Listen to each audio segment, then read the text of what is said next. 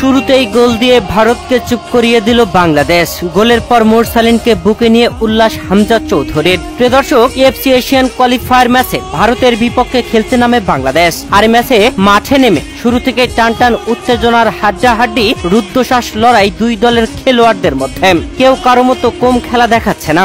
হামজারা একের পর এক গোল বারে নিলেও গোল আদায় করিয়ে দিলেন মোরসালিন। যেখানে ম্যাচের 11তম মিনিটে রাকিব হুসাইনের দুর্দান্ত অ্যাসিস্টে গোল আদায় করে নেন মোরসালিন। যদিও ভারতীয় গোলকিপার এগিয়ে এসেছিলেন, আরেক ডিফেন্ডার ছিলেন মোরসালিনের বাধা, তবে তাদেরকে ফাঁকি দিয়ে গোল আদায় করে নেন মোরসালিন। আর ম্যাচের 11তম মিনিটে ভারতের জালে এক গোল আদায় করে নেয় বাংলাদেশ। বাংলাদেশের হয়ে মোরসালিন গোল করতে গ্যালারিতে উল্লাসে মেতে ওঠে বাংলাদেশি ফুটবল প্রেমীরা। প্রিয় দর্শক, মোরসালিন বাংলাদেশকে 1-0 এগিয়ে নেবার পরেই মোরসালিনকে জড়িয়ে উল্লাসে মাতে বাংলাদেশি খেলোয়াড়রা। যেখানে হামজা চৌধুরী বুকে জড়িয়ে নেন মোরসালিনকে। প্রথমার্ধে 1-0 এগিয়ে থেকে বিরতিতে যায় হামজা চৌধুরীরা। ভারত প্রথমার্ধে বাংলাদেশের গোল পরিশোধ করতে পারেনি।